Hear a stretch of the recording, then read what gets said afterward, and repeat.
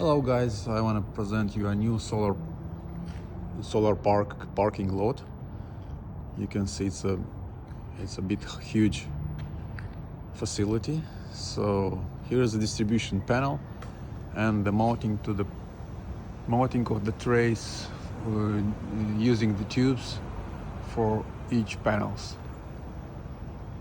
You can see the mounting, you can see the inverters here.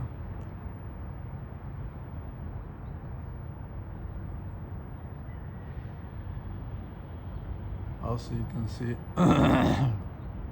here are the cable, here are the mounting, all the accessories for mounting the boxes, and the fixing elements are still galvanized.